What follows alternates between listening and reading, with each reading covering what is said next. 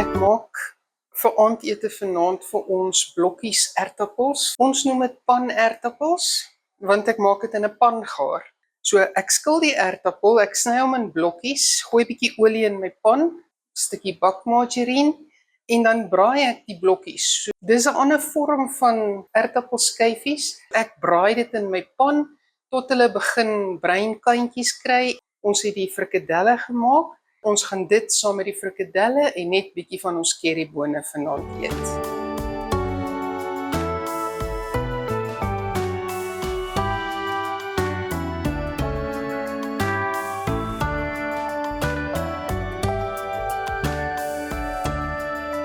Aardappel is geskil.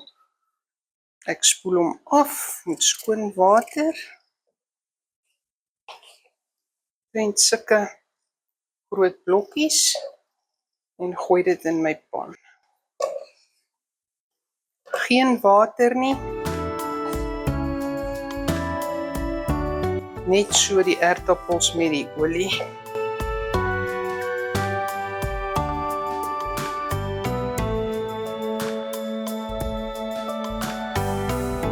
Ek gooi 'n redelik kookolie oor om die pan te smeer en dan het ek so 'n blokkie margarine. Dis omtrent 2 eetlepels vol, 50 gram margarine.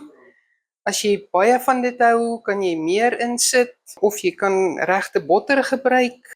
So ek sit dit nou op en sodra dit begin braai, dan strooi ek aromat oor. Dis die enigste sout wat ons gebruik by dit. Maar ek gaan sommer dadelik al 'n bietjie aromat oorgooi en dan sit ek my deksel op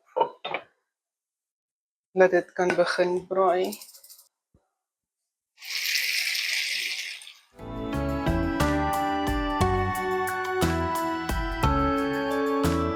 Dit gaan ten minste 'n halfuur tot 40 minute gaan dit so braai. Elke nou en dan gee ek hom maar net so 'n draaitjie.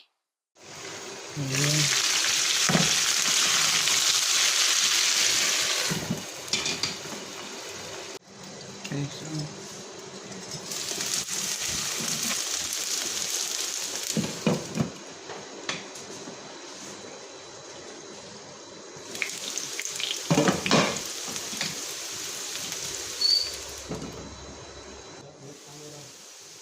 Die aardappels is basies gaar.